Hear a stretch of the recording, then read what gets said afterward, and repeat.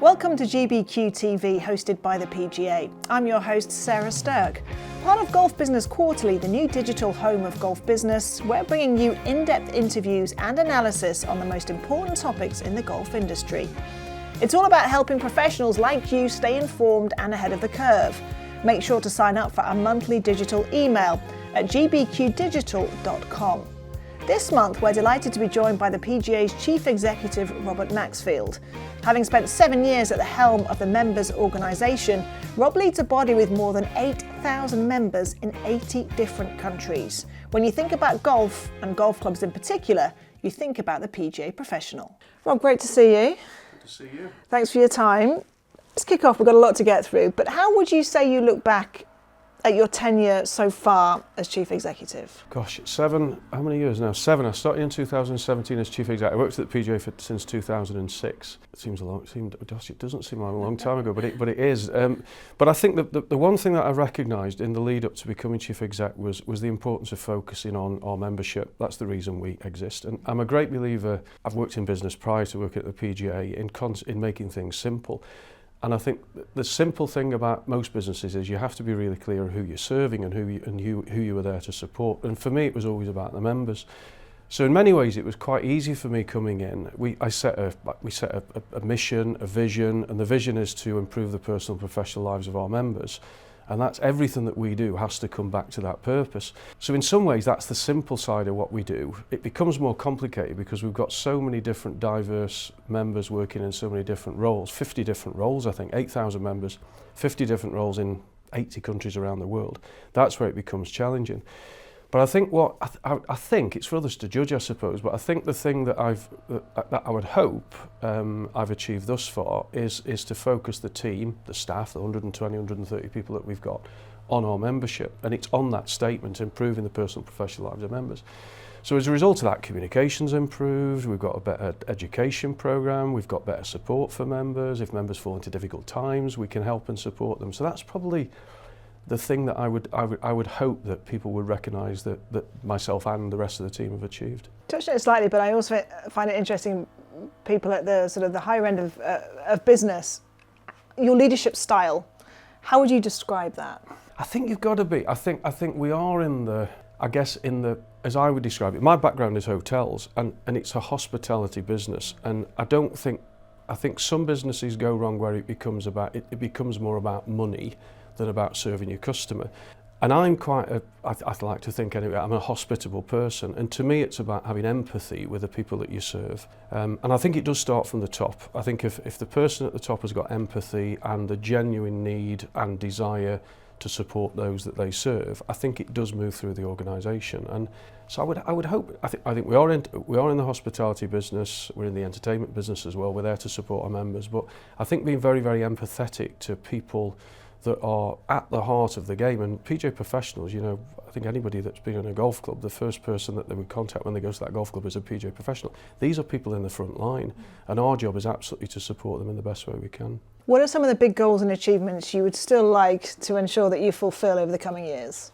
I think we've done over the years. I think we're better at communicating. I think we're better at engaging our members. I think we've introduced things like PGA Play, which is a platform that connects those that want to learn the game through lessons with the PGA Professional. We've done some good work with that.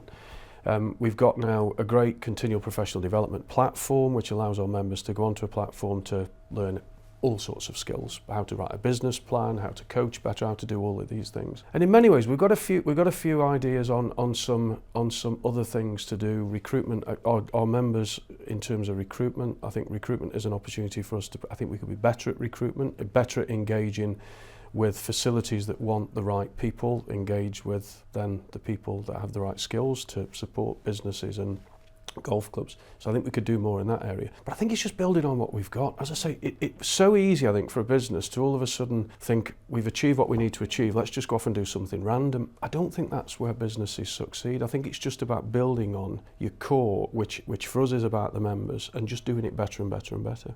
Sounds good. Look, let's talk specifically about the PGA Professional, because the role of the PGA Professional it's changed massively. Yeah. How, in your own words, how would you say that role has evolved over the years? I think if you go back when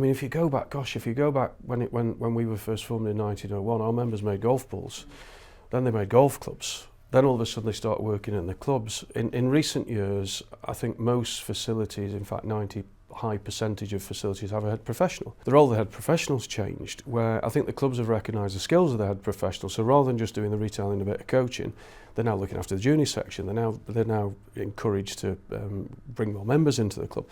So that role's definitely changed. And we did a survey in 2017 when I started, and that survey identified that 20% of PGA members are in some type of management position, which is very different than it was maybe 40 years ago, because they wouldn't have been, they're just self-employed people.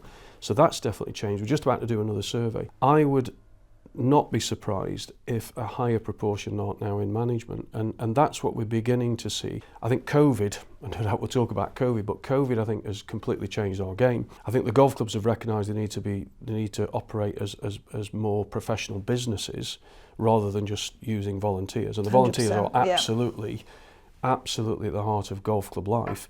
But I think many of them are recognising that we need a professional workforce to actually run the facilities as proper businesses, and so therefore more and more of our members are moving into that space. You look at the type of golf now that is being played. It isn't just traditional golf. It's driving ranges, it's venture golf, it's all these other things. Our members are now moving into this field as well. So it's definitely different. The 50 odd jobs that we identified 7 or 8 years ago, I would suspect would be higher because I think the game is broader now, which is really good, really positive. Really good. But as you mentioned there, you've got the club professionals, the directors of golf, the club managers, moving into that management role. How do you help them feel comfortable being in that position? Yeah, I mean, it's for some it's easy because that's the route that they want to go, and it's really interesting as we see the trainees come through. We take about 300. I say young, they're not often always young. In fact, we had the trainee of the year 2 years ago was a GP, a lady who was a GP who at 50 years of age decided to do something different. So we've got people coming into our training who are going to be the next cohort of PGA professionals. And again, if I go back to my time when I started 20 years ago, the majority of them wanted to be golfers. In fact, it's interesting, you walk into a room of 60 and certainly the guys in the audience would all look like Ian Poulter because they wanted to be a player. Ian Poulter was one of our members that did go through the programme. They don't necessarily want to do that now, and the big thing for them nowadays is they either want to go and work overseas, big opportunities overseas, or they want to get into management. So that it's definitely changing. PGA Excel, how does that fit into that changing landscape? Yeah, so PGA Excel is a way that a PGA member a PGA professional can recognise themselves over and above their fellow members. So it helps them to show their impact and achievement. It's a proper recognised system where they have to apply. They go through a panel. It's PGA members that actually mark them against their application, and they're awarded a status, either advanced fellow, or master. I think we've had, I think it's about 60 master professionals in the history, people like John Jacobs and co, and so on. So that's the highest pinnacle, and I think that's what it does. I think any profession, if you've got a professional workforce, legal would be one, accountancy would be another. They all have different tiers. Not everybody is an accountant, not everybody is a legal expert. They've all got different levels of I guess, competence. And I think that's what it begins to do. I think it begins to demonstrate to the people that engage and employ PGA members the competence of the individual. How important has that been, PGA Excel, I guess as a bit of a standard bearer for the industry? How key has that been to you? I think it is. I mean, again, one of the wonderful things about the PGA membership, it's so diverse, 8,000 people, men, women, different roles. They're all determined by 3 categories, either professional, coach or manager. But, in terms of coach, do you want somebody who's just basic coaching? Do you want somebody who's coaching elite? And I think that's what the Excel process does. It allows, I guess, somebody that is engaging and employing a PGA coach, let's say, to understand where they are on the spectrum of what their abilities and skills are. You touched on that a little bit in terms of, say, the membership and how the diversification and the evolving nature makes things look a bit different going forward. But what does the role of the PGA and that membership look like, would you say, over the next, say, 10, 20 years? Gosh, I think it will be very different. Definitely, I think COVID has been as horrible as it was for us all, and all these poor people that lost their lives, it's been a positive thing for our game. There's more people playing our game now. The golf clubs have definitely woken up to the fact that they need to take advantage of this and become more professional. So I think we'll definitely see more going into the management side. But again, if you look now at things like AI, I was just reading something about AI. I mean, how is AI going to change things? Are you going to get people having AI golf lessons? I know there are. Yeah. Is AI all of a sudden gonna wipe out some of the roles in the facilities as people start to automate? Do you think it will? I think it probably will. Yeah. I mean, I went shopping the other day with my wife, and you now go into this shop. It's a huge shop. There's one member of staff. Yeah. And everything is self checkout. Yeah. I think what the members got to be aware of is got to be aware of every business has got to be ahead now, and God, is the world changing, especially around things like AI and automation. And I think the businesses that are successful will use it to their advantage. But having said all of that, I do think golf is a people industry, and I kind of see the day where people turn up to a golf club and there's nobody there, and you check in and you buy your goods and you buy them out of a machine. No, because I think there'll still be places for people, but I think it will be different. It's fascinating, isn't it? Isn't it? Yeah. And quite scary at the same time. Yeah. It is exciting, but at the same time scary as hell, really. Yeah, it is. What about the PGA's training program? How do you see that changing and evolving over time? Yeah, I mean that's the other. Probably if you go back in my time as well. If you go back 7 or 8 years, we had not a major issue, but we take about 300 people into the program. It's now running in partnership with the University of Birmingham, Russell Group University, and the University of Highlands and Islands. So it's a proper recognised degree level qualification, and it has evolved and changed. In many ways, the fundamentals of it, which is about the swing. You've now got sports science, which you maybe didn't have a few years ago. You've got the rules of the game. Everybody needs to understand the rules again. You've got the commercial side of the game, which again is really important, which now involves things like social media and so on. So the fundamentals haven't changed for 50 odd years. But of course it's very different because, things like commercial, a few years ago it would have just been pricing in shops. Now it's about how do you use social media to commercialise your business and so on. Coaching is very different. It's now about sports science. You look at the players on DP World Tour and PGA Tour. One of the reasons they're hitting the distances that they are is because coaching's improved. The way that people understand the game, the physical aspects of the game is improving. So what our education's got to do, our education's got to keep in step with that. So, we have a constant, every single year, there is something that gets adapted and changed into the program. And you've really got it isn't about turning it upside down, it's just making sure that you keep in step with it all. AI is definitely going to come into our education at some point. I can remember a few years ago when I started, there was a bit of an uproar within our membership when we introduced sports science. What the hell are you doing sports science for? Well, it's obvious now why sports science is so important. So it just has to evolve with what's happening in the world, really. But that's one of your big messages as the PGA in terms of your membership, that you have to be adaptable, you have to evolve, you have to change. We say about the PGA Professional that the traditional role, you have to be able to diversify to stay ahead. Yeah. Is that a really important message that you want to feed down? Massively important. We talk to our trainees about the need to keep on moving forward. It's the same, Sarah, in what you're doing. You've got every single day you're learning something. Yeah. Every single day I come into work, I learn something. Our members need to learn things. They need to be aware of what's going on around them. So having learning platforms, we've got a platform called PGA Learn, which is like a library of, a couple of thousand pieces of information. It might show you how to write a business plan. It might show you how to use AI. It might talk about how to use social media. Having all of those tools and spending time looking at that information and learning from it is absolutely vital. But again, one of the successes, if you take PGA Learn, if you go back 5-6 years ago, we have CPD, which is continual professional development. So we encourage, we don't insist that our members get involved in continual professional development. It was 5%. It's now, if you look at PGA Learn, which makes it, because you can learn in your own home, you haven't got to travel and do seminars and so on.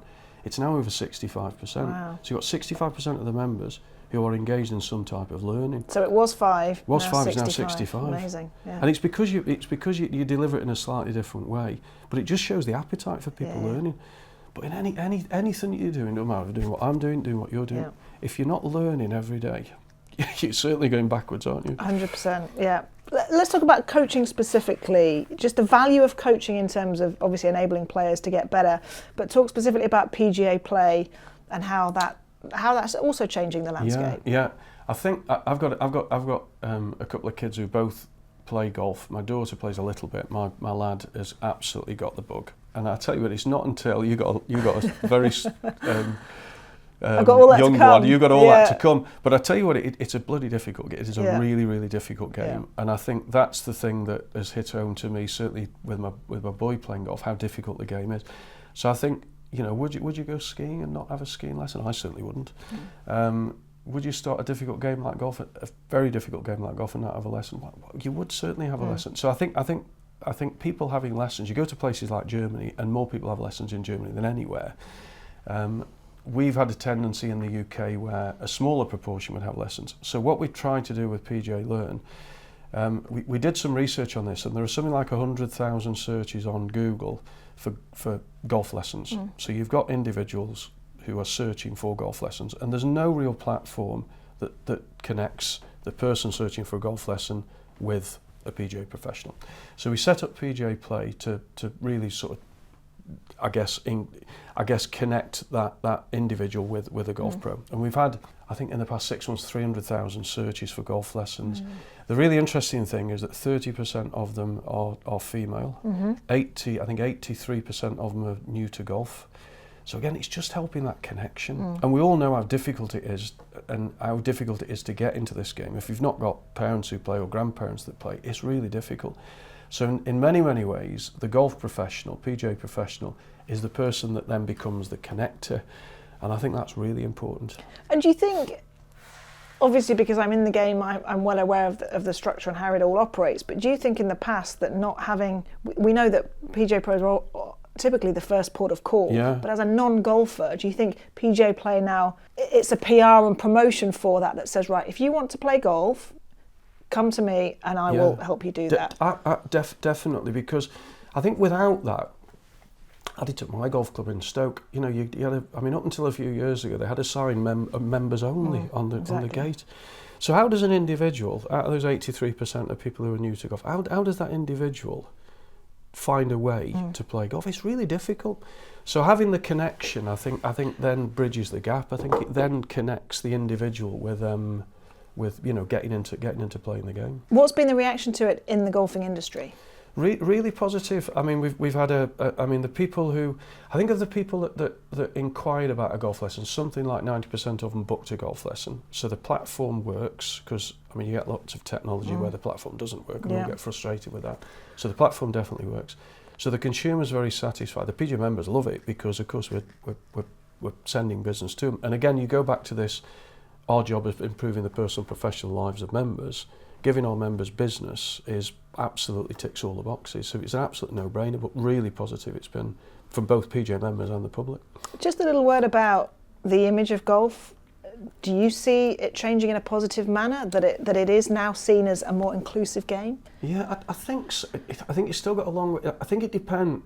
My personal view is I think it depends on what type of golf. And if you look at now the amount of people that are playing, as I would describe it, non-traditional golf, not playing on a 9, 18-hole, 6-hole golf course, just playing on driving ranges and adventure golf and so on. In fact, we did some work with a company called Ipsos, who did some research on this, and it's really interesting when you look at people playing traditional golf. I think it's about 25% female, 75% male. Still very male dominated. Certainly a lot of the golf clubs that you tend to turn up to are male dominated. It's about 50-50 when you get into non-traditional. So I think it's my kids always use the word cool. I think it is. It's become in many forms quite a cool game, because you can play it in a bar, you can play it on a driving range, you can take your family, you can put through dinosaurs on adventure golf. I think it's very different than it was. Where you go back, certainly when I first started, God, a long time ago, it was stuffy, it was tuck your shirt in, tie in the clubhouse. That's changed, thankfully. But some traditionalists still argue that the adventure golf or the crazy golf isn't proper golf. What do you say to those people, and how much do we need to really change the narrative around the game to ensure that we continue to grow and prosper and continue it being one of the best sports in the world? I think we have. I mean, you look at this Ipsos study. I mean, I think the figures speak for themselves. So I don't know how many people we've got in the country now, but there are a massive proportion now that are engaged in interest in golf. Yeah. So I think 22 million people, it's a huge percentage of the population, have engaged in some type of golf. That might be watching golf on the TV, it might have been reading about it, whatever. When you then get down to people who've actually had a golf club in their hand, it's 16 million people. 16 million people had a golf club in their hand at least once a year over the year that we tracked it, of which 11,000 of those have never played on a golf course. 11 million, 6 million have played traditional golf, 18 hole members of clubs, and many of them aren't nowadays. That's 11 million people. 11 million people that are now engaged in golf in some form. It might be putting through a dinosaur, it might be smashing balls on a range. That's huge. And to me, if we say, well, you're only a golfer if you're on a golf course, I don't think that's right. If you've got a club in your hand and you were playing on a driving range 2-3 times a week, my kids have got friends of theirs that only play on driving ranges, but I think they are golfers. What else are they? Yeah. How then do we get them, those golfers who aren't or haven't participated and played on a golf course, how do we make that transition from the non-traditional forms of golf to actually getting out there and walking on the fairways? I think that's that's $1 million question. That is the biggest challenge that golf faces. In many ways, you look now at, we all go back to the 80s where every golf club had a waiting list, and it took years to get in, and they built more golf courses. We then went through that time when a number of golf courses didn't have waiting lists. We're now back to that point where many golf clubs have now got waiting lists. So this pent-up demand of 11 million people who, not all of them will want to play golf traditionally, but a good proportion of them will. It's really, really difficult. And that, to me, is the biggest challenge that golf faces, is that transition. And you go back in years gone by where there were lots of, municipals. When we maybe started to play municipals, there were some rough cut courses, lots of rough cut courses in Scotland when the game started in Scotland. You haven't necessarily got that now. So bridging that gap is really, really difficult. And we are starting to see, around the advent of, more driving ranges, more adventure golf, more simulator golf, a lot of simulator golf happening now. We are starting to see some shorter formats, some shorter courses being developed, but there's still probably not enough of them. Do you think that's something we'll see in the game in the next 10 years? So. Do you think that's key? I hope so, and I think it is. Yeah, I think it is. And any golf club that. It's easy to say, isn't it? When you're in a golf club and you maybe are having some financial difficulty, it's easy for me to sit here in a suit and a nice office saying, it's easy for the golf clubs to satisfy their financial needs because you've got this pent demand. But I think if the golf clubs consider these groups of people that might want to play golf in its traditional form, I think it's really, really important that those golf clubs are able to adapt, become more friendly, become more welcoming. Don't ask people to tuck their shirts in and do all the things that they used to do in the past. There's a massive opportunity to do that, but the game has got to change and adapt. But that transition is one of the biggest challenges that we've got. And that's something we're all going to discuss, isn't it, for the next few years? And that's going to be absolutely vital. I think we are.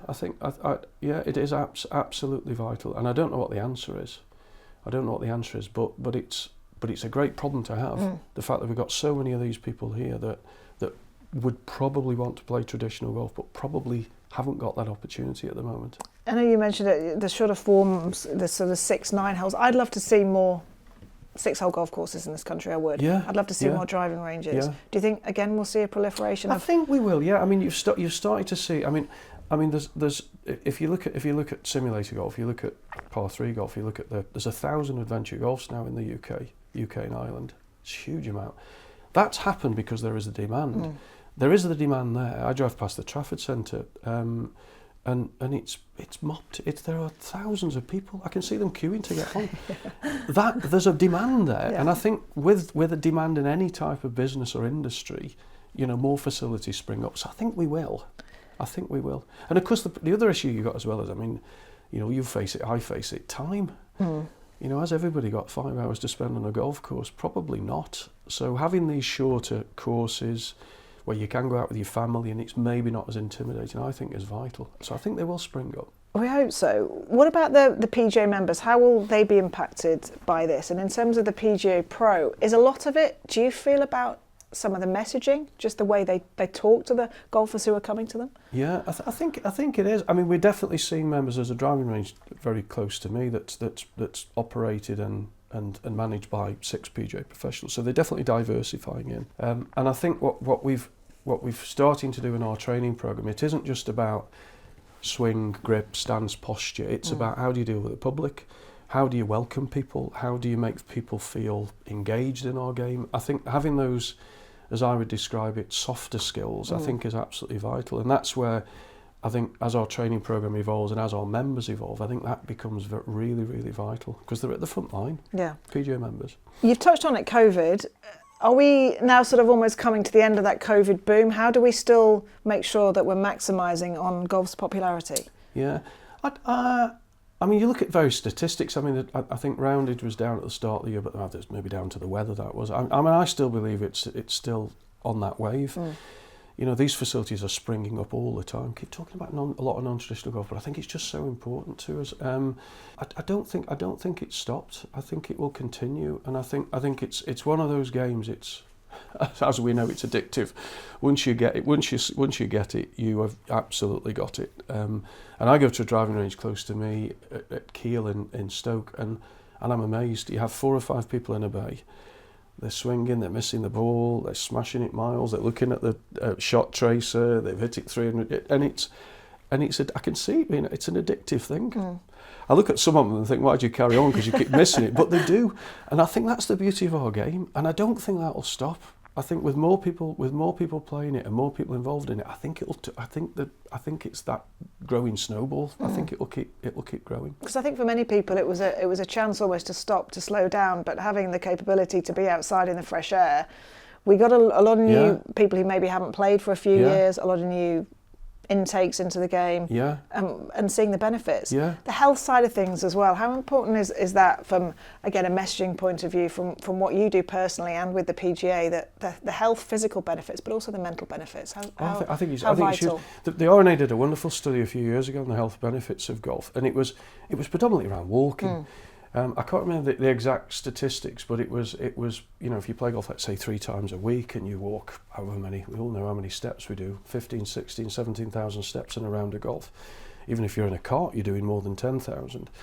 And it was built around the health benefits of walking. And the health benefits were huge. And I think it was something like, if you play golf, golfers that play 3 times a week tend to live sort of 4 or 5 years longer. And that the health benefits are huge, and of course what you tend to get, and my golf club back in Stoke is no different. Average age membership of whatever it is, 50 odd. Dad's 81, loads of his pals in their 80s, many of them lost partners, lonely, and the golf club all of a sudden becomes their solace really. And I go to my club, and there's a group of older guys and older women who are always in the club. And some they don't play a great deal. Isn't it? It becomes their life. It becomes part of their family. So I think that their health benefits are huge. As I say, you don't need walking's wonderful. You don't just need to be on a bike and running on a treadmill to become fit. I think walking is a huge part of being fit and active. But the mental side of it is huge. And I think as a game, I think we've got those messages out. I think we could do a better job at doing that. Yeah. What about the female angle? We're all in the game trying to get more women and girls playing. The statistics are moving in the right direction. What more do you think the game could do? I think, again, if you look at those stats from the Ipsos study, where you've got 25% of people in a golf club are female, 50% of people playing non-traditional golf are female. And the other thing that you've got as well within the non-traditional golf is, if you look at, I can't exactly remember the statistics, but if the average age of a member in a golf club is 50 something, the average age of somebody playing non-traditional golf is 30 something. It's to somehow, again, it's the bridging of that gap, isn't it? You've got, again, a good proportion of younger females over here that want to play golf. Unfortunately, a lot of golf clubs that you go to, it tends to be the older female. My daughter would be one of them. My daughter isn't a member of a club. My lad is. My daughter probably wouldn't be terribly interested in becoming a member of a club because she hasn't got people of her own age that are in the club.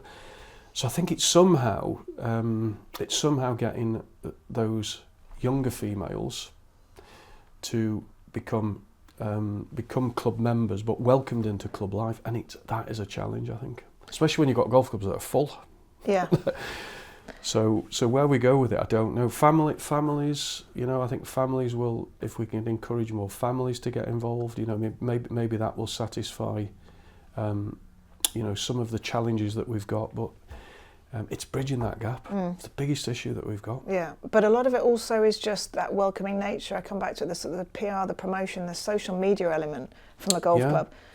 I mean, it's obvious, isn't it? Some golf clubs are very good at it, other golf clubs struggle. But how important is it just that image of that particular golf club, just to make them seem more welcoming? Yeah. So as a non-golfing female, I can go to that club and feel like it could be a new home for me. And I think it's miles better since COVID. But it goes back to what we talked about in the start when we first started about, everybody has to be clear of who they serve. Yeah. My job is to satisfy and support 8,000 members. Yeah. The way either a group of board directors of a golf club, in my personal view, should consider their business is to serve their membership. And I think sadly we've still got a number of golf clubs that don't necessarily see it that way, and it's a case of, you, Sarah, you should be honoured to be a member of this golf club. No, we should be honoured to have you as a member of this golf club, and I think that is very, very different. And I think it's miles better than it was.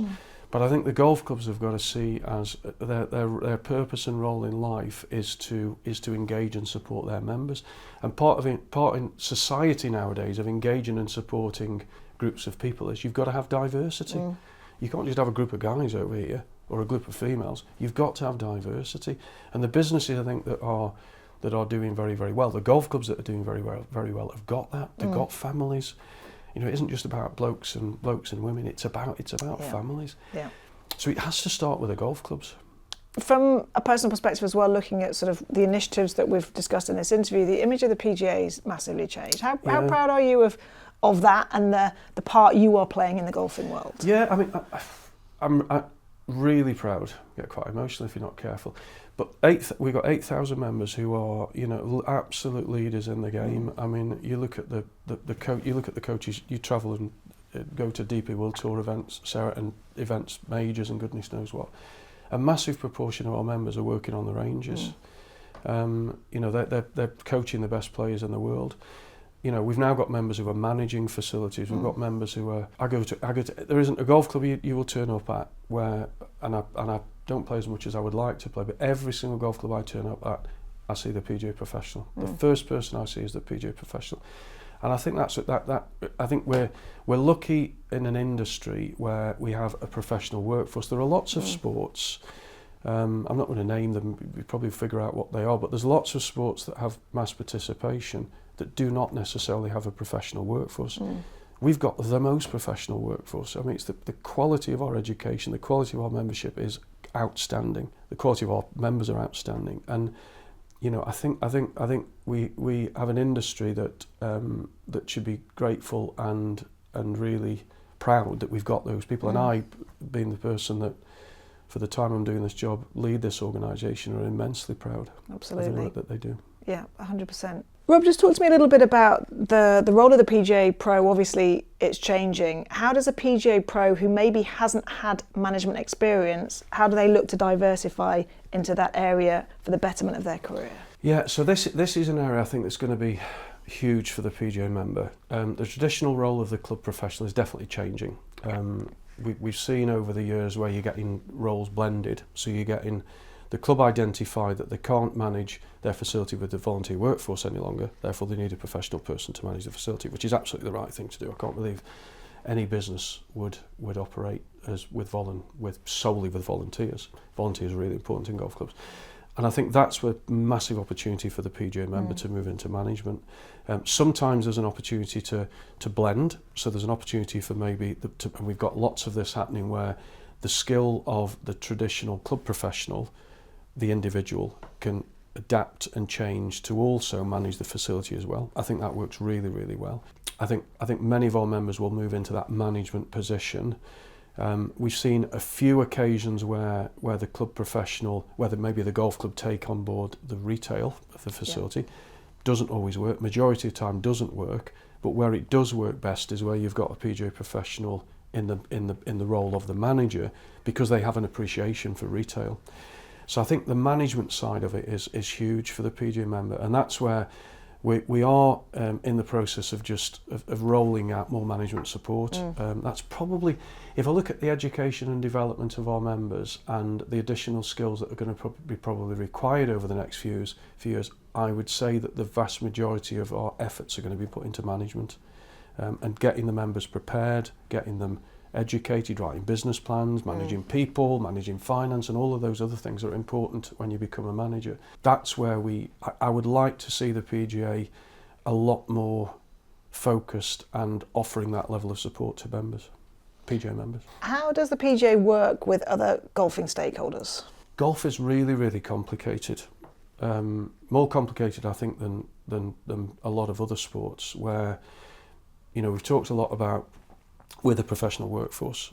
You've got the home nations, England, Ireland, Scotland, Wales, which have got amateur bodies that organise amateur events and handicapping and goodness knows what.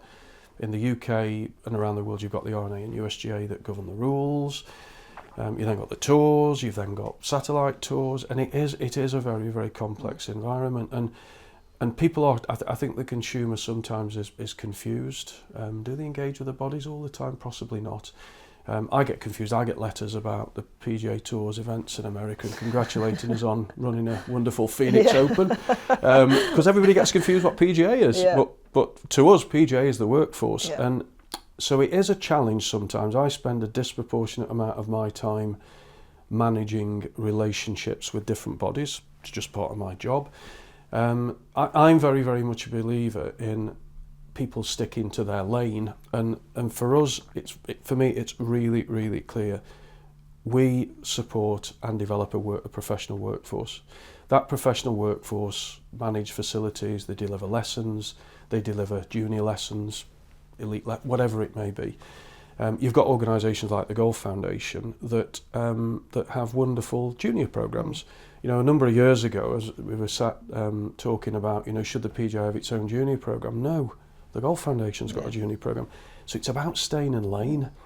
And sometimes, you know, the danger is, I think, with most organisations that you can drift out of lane. And I think organisations, you can have as many organisations as you like in any sport. I think the key is that everybody stays in lane and has an appreciation for what everybody else is doing. But it's sometimes a challenge.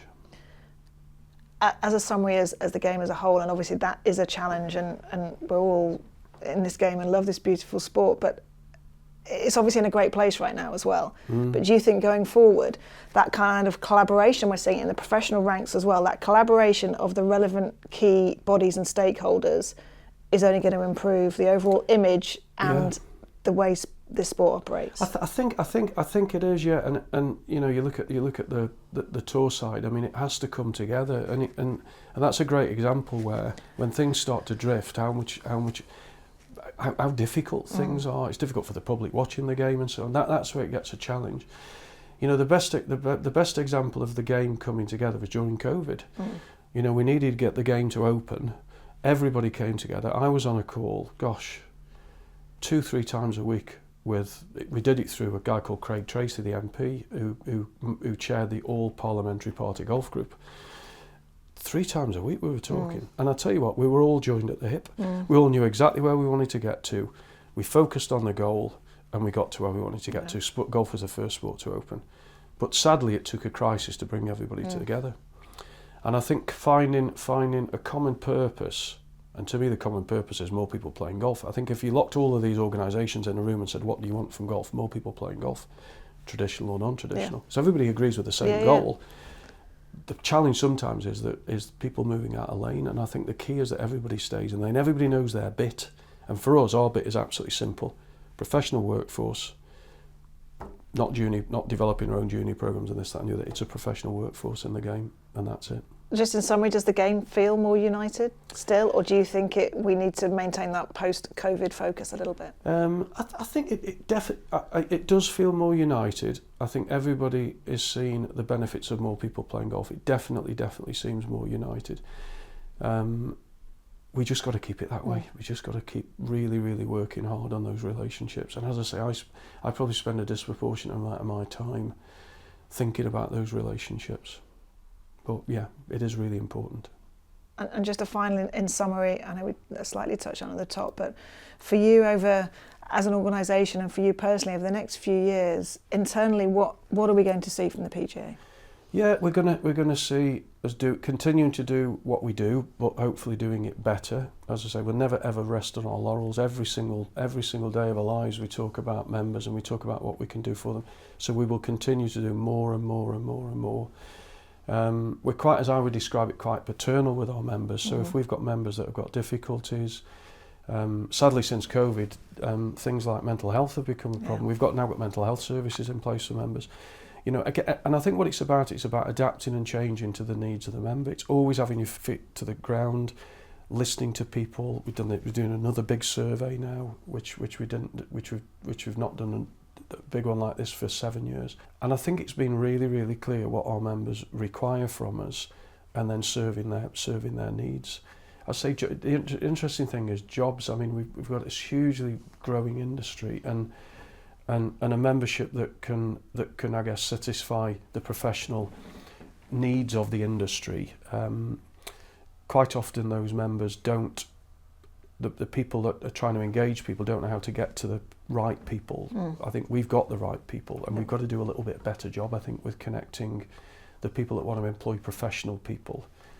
When we've got a professional workforce, we're not quite as good as that as we should be, and I think that'll be huge for us over the next year or two. Excellent. Rob, it's been an absolute pleasure. Thank you so much. We covered a lot of ground there, but really insightful stuff. Really appreciate your time. Yeah, Thank you. great to talk to you, Sarah. Thank you.